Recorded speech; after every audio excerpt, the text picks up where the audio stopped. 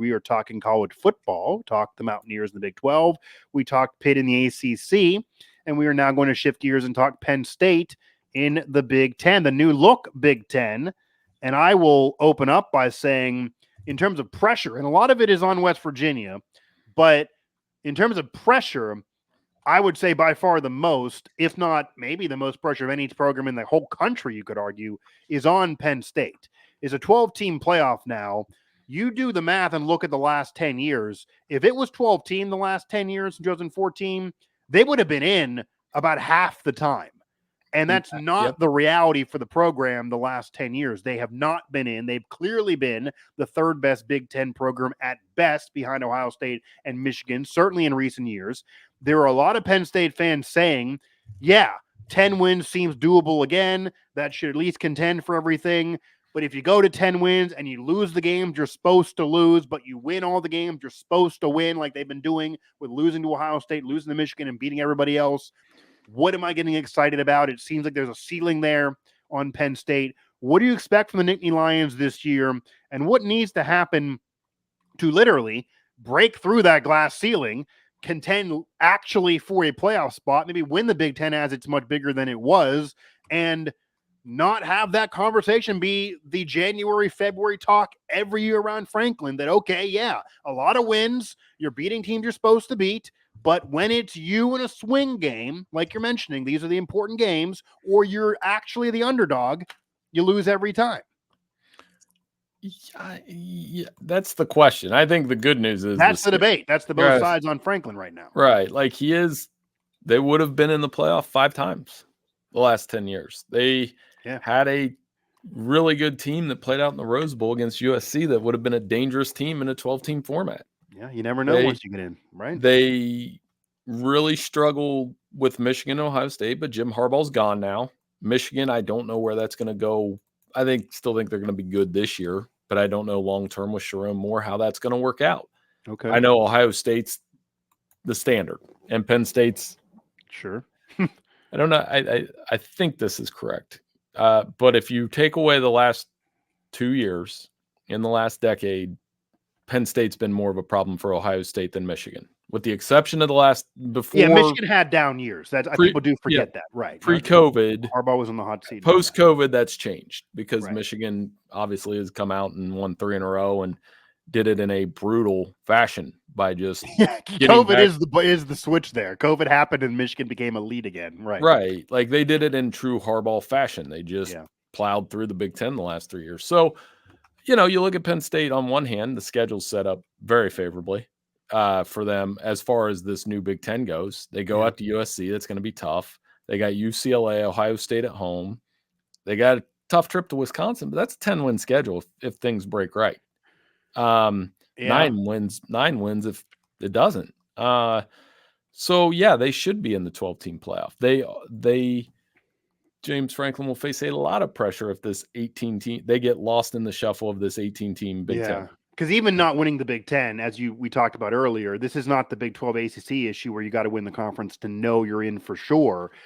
In the Big Ten and the SEC, and for good reason because they're stacked with so many elite programs, Penn State could be third best or fourth best in the conference like they've been and should still probably get in the playoff. Like they do what they have to do in conference play like they've been. They should get into the playoff. However, they may even be able to do it with, and this happened last year with West Virginia being better than people thought on the out-of-conference schedule. Their out-of-conference schedule and overall win-loss record and overall style points for AP votes, etc., might look a little bit better if the Mountaineers end up doing what they did last year.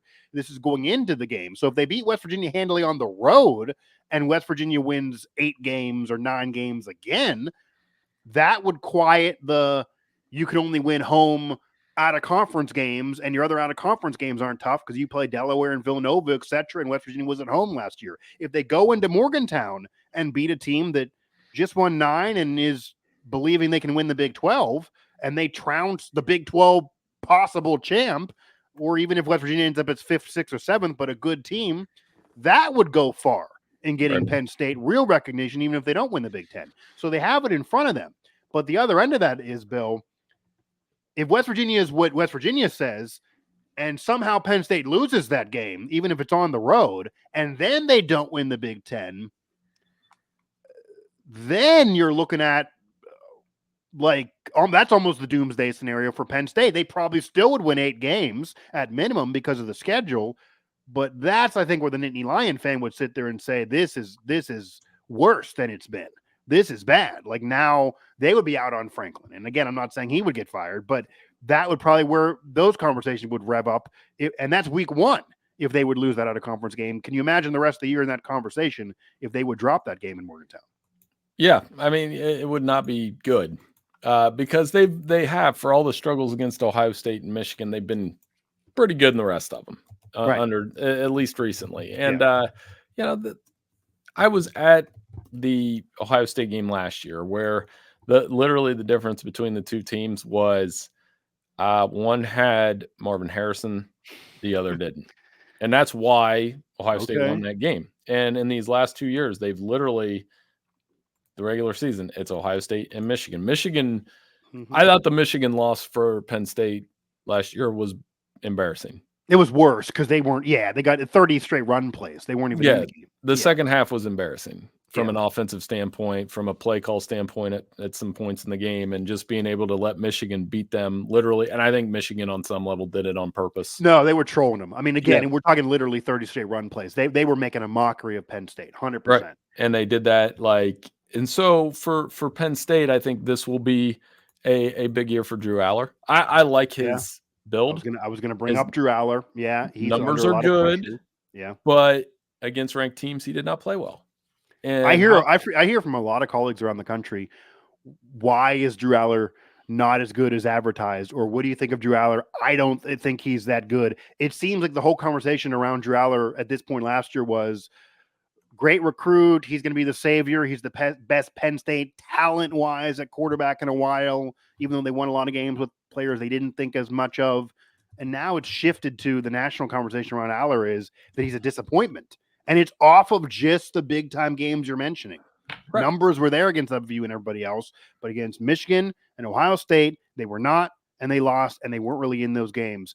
And unfortunately, unlike the other programs we've been discussing, Penn State is literally going to be judged their entire year on 2 or 3 games. Right. And they didn't have the talent on the outside to have great games in those games. You know what I mean? They didn't have the perimeter talent. Their running game's good. Singleton and Allen that's good. Is that not a recruiting issue? Is that Penn State's problem? They cannot be Ohio State and Michigan because many have argued they are not recruiting wide receivers very well the last 5 years, including even transfers. Devin Carter actually flipped from Penn State to West Virginia. I don't think much of him, but they lost Rodney Gallagher. The point of it is the top wide receiver recruits, whether it be in high school or the portal in each given year, are not going to Penn State. And I will tell you, they are offering those kids. Yeah, Why are they not getting them? Well, and some of it's development too. I mean, Michigan developed Roman Wilson. Michigan doesn't get 5-star receivers. They haven't. They're decent, but they're not like Cornelius Johnson made the NFL. But that was the difference to me. It was Penn State didn't have it on the perimeter last year. Ohio State did. Ohio State always does. Defenses were comparable. Quarterbacks were actually comparable. Really, you flip Kyle McCord and Drew Aller, you'd probably have 2 different narratives on those 2 quarterbacks last year. Probably. Running backs about the same. Offensive line, I mean, they had Olu. Olu was a first-round pick. Yeah. Their offensive line was fine. Every position group was close except receiver. So tight end's probably been an advantage for Penn State in recent years. It's just receiver, and Marvin Harrison obviously is an all-world. Penn State hasn't had that guy or really even depth. And Chop got hurt. Chop got hurt in that game. So I mean, they're not that far off. And I just think not having Michigan on the schedule is going to help. Not having to be locked into one rival. I know that was a topic of conversation where they don't have a protected rival. Yeah. And that's going to work out because a lot of fans think that's an insult, but it might work out. Yeah. I'm an Ohio guy, so I don't like that they don't play Ohio State every year. Okay. Because they've been doing it for 30 years. It's produced 10 classic games at least. And that's the one I don't like that they're not going to play every year. But they don't – I think Ohio State fans are actually more hung up on that than Penn State fans are. Yeah. And again, you got to take advantage of those important games. USC, I think, is another one that is important just for the fact that USC has been a little disappointing the last couple of years, and that's probably a swing game too. You lose that again, then the fans could argue you were third best in the old Big Ten. Now that we got new boys coming in, where are you? Because there are other some of these are historic programs that are coming in that usually can churn top recruits, like again, USC being one of those. It's not like it's going to be easy adding more teams and more programs to the conference, and the recruiting base is now certainly all over the country. So Penn State has some important games there beyond just the two that are always important. Yeah, you get one off the schedule this year, but this is an important year for Penn State. How do you perceive the James Franklin era and the tenure for James Franklin? Because as we're talking, a lot of it is 10-win seasons, a couple Rose Bowl appearances. They did win one, but it's not been more than that. And the Penn State fan, if you look at top 15 recruiting classes every year, believes they should be Michigan and Ohio State every year like they've been the last few years, but Penn State has clearly felt like a notch below. Yeah. And I don't know if there's a path to get over that unless they start recruiting differently and getting the Marvin Harrisons, and they're not coming. They didn't do it again this year. So that's another recruiting class. They don't have a premier receiver again. Is there a path to get out of that? And how do you look at the James Franklin tenure? 8 straight seasons they've been in the top 10 at some point in the year, and they finished in the top 10 4 times. Pretty good. So we can't say, I mean, you could do without real quick, so in terms of coming into the program at the point after O'Brien, we don't have to rehash everything that happened there. Right. I don't want to, honestly. No, we're not going to, but it was tough to come to take the job then. Sure. Right. And to come into those circumstances and do the things that he's done. Yeah, that's been a success. He's 112 and 54, but it's those top 10. It's the top 10 tagline that needs to change. So you've had time that the recruiting's good. He's got good people around the program. They've produced a ton of NFL talent. They've been in memorable games.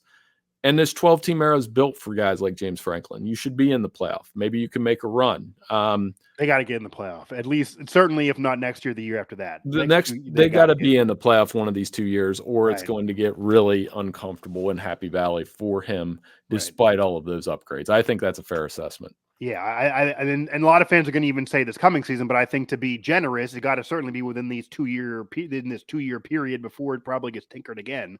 Like they got to get in one of those, because when you should have been in 5 the last decade, you weren't because of the format. You can't complain about the format if then you're not in when they change the format to benefit you.